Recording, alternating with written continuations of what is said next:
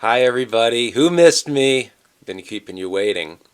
I was out for about 5 days when I threw my back out and I couldn't do much, so I had a bunch to catch up on as soon as I could get around like a man under 70 again. And then I had technical difficulties on here. It didn't want to record sound. It still won't within the YouTube app. So now I record on the camera app, which I just checked, and it should work. But given recent events, I'm going to remake that video that you all want to hear, but not right now, because I've had something on my mind. So while I was laid up and could basically do nothing but watch TV and text the one person I actually like texting, she knows who she is, but I was, catching up on TV, which I don't watch much of, but I was watching some things from my youth, one of which was Star Trek The Next Generation, the only Star Trek I ever watched, and made me think of something. A little analogy. If you're familiar with it at all, or any of the Star Treks, the Borg, the hive mind, the collective, they think everything else is irrelevant. That's the baby boomers. The baby boomers are the Borg. Now, when I say the baby boomers, I'm talking about the baby boomers of Chester County, Pennsylvania. Well, the majority of them, and 51% is a majority. So if you hear this and you're a baby boomer and you're not, in Chester County, Pennsylvania, I don't necessarily mean you. I'm saying I don't know. Maybe you're like this, maybe you're not. If you are in Chester County, Pennsylvania, and you're going to try to fight with me and say most of the boomers aren't like this, then you have to come on here and debate me, because I can prove it.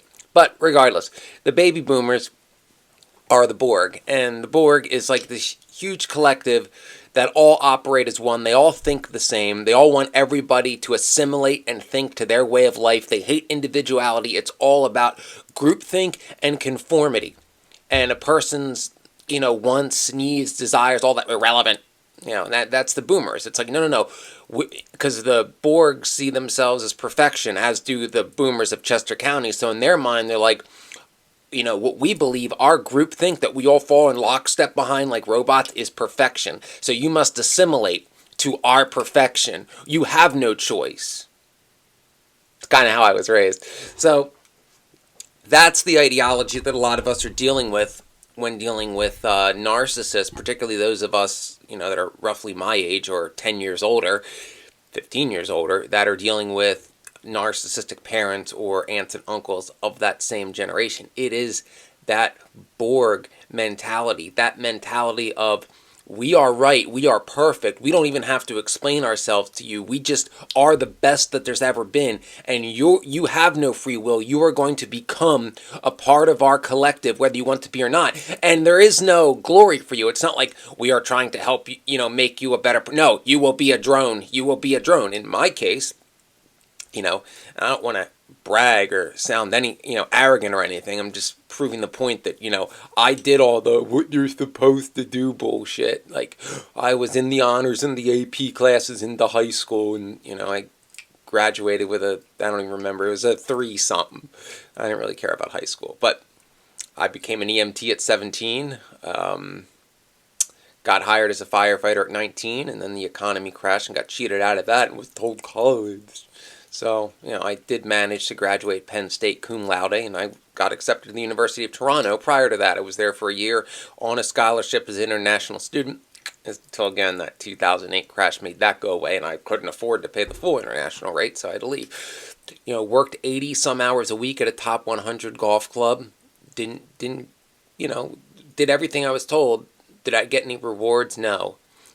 How would you like to work 80 hours a week, salary, and make $37,000 a year? Now, granted, that's 2016 was the last time I did that, so it's 2016 money, but still, salary. Benefits were shitty, no room for advancement, but that's what the boomers want. You are a drone, like the Borg. You are a drone. You are a worker bee to do what they want you to do to carry out your will. Your individuality to the narcissistic baby boomer means nothing. It's all about the glory and the expansion of their collective. So where I come from, the boomers think anything from the 80s is the best that there's ever been. That was Shangri-La. That must be recreated. That is, like rebuilding the 80s is like rebuilding the Second Temple, or, the Anunnaki returning, whatever myth you want to follow. And anything post that is bad. Like crypto is bad. I've gotten into crypto lately, by the way, thanks to the advice of the most amazing person in the world who gives me the time of day. I don't know why, and I didn't even have to use magic. But regardless. So, they want you to fall in line behind this mentality.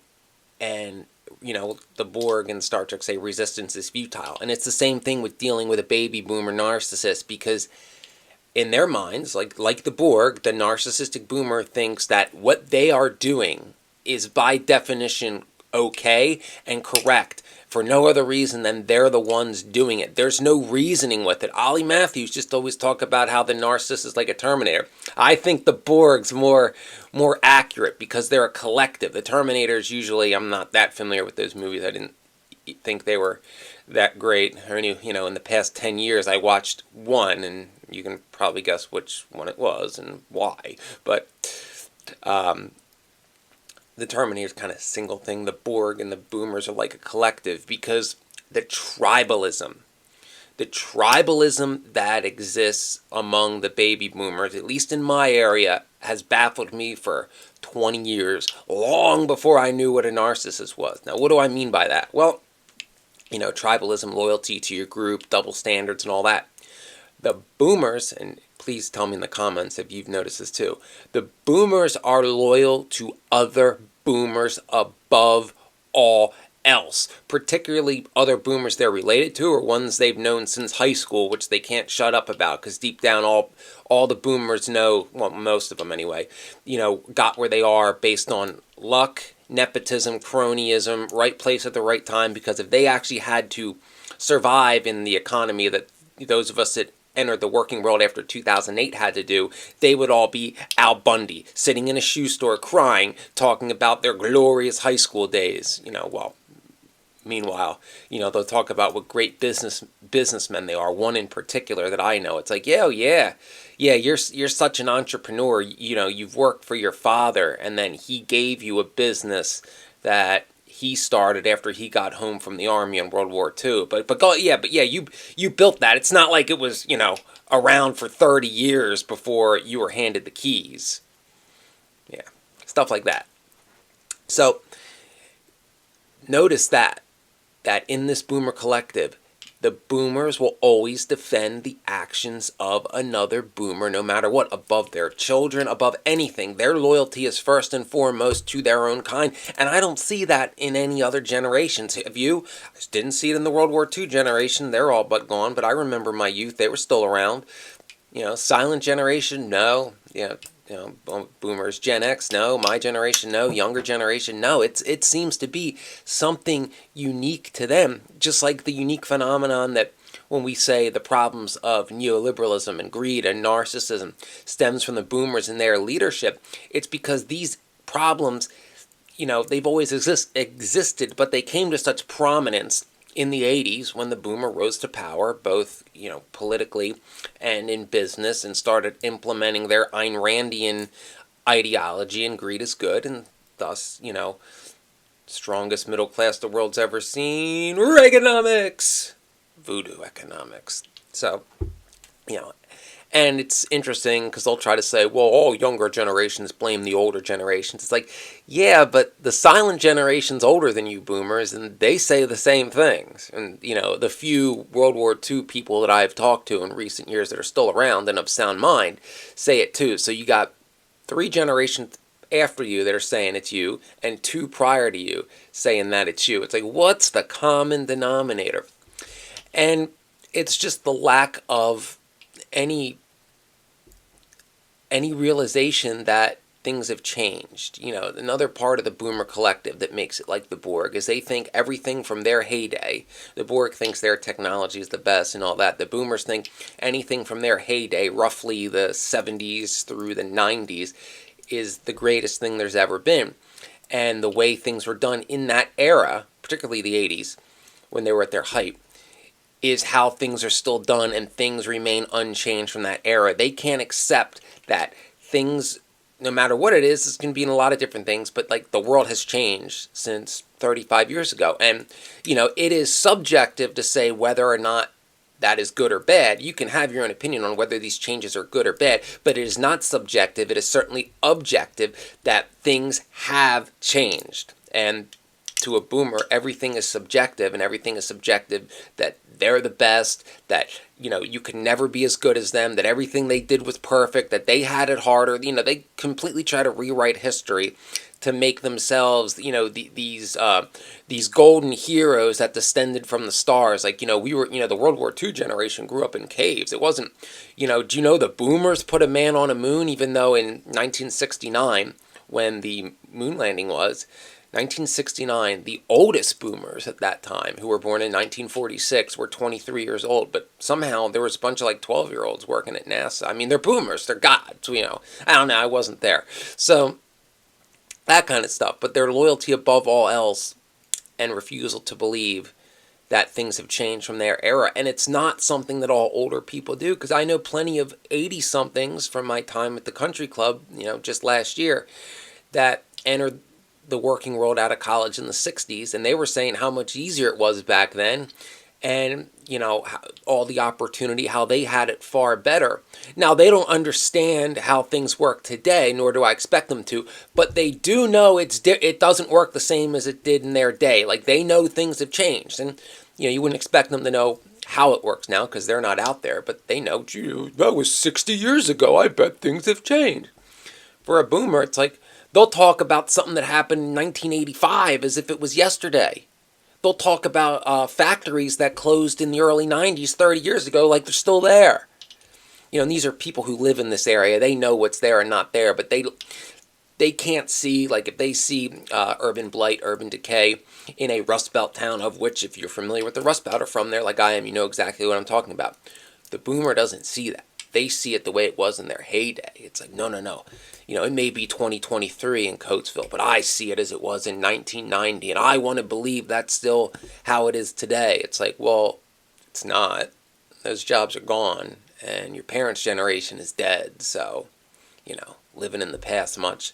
But they won't accept, the facts that it's been 40 years, 40 plus years of their neoliberal ideology that did this. They don't want to believe it. But again, do they really care? No, because I got mine. Just like the Borg just want to conquer more worlds, the boomer just wants more of the gravy train for themselves. They don't care what's going to happen if they're going. Hell, some of them have even admitted, well, everybody else sucks, and it's, the world might as well end when we're gone, because once we're gone, who's going to do anything? Everything was we're the pinnacle. Everything was leading to us. We're the best.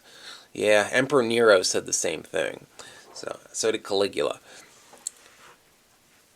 So that is what we're dealing with. That is why they are like the Borg, and if you try to argue with it, the Borg will just say irrelevant. Well, the boomer will change the subject, or most of the time they won't even say words, because they're the great boomers. I'll just like, how dare a piece of shit like you even question a god like me?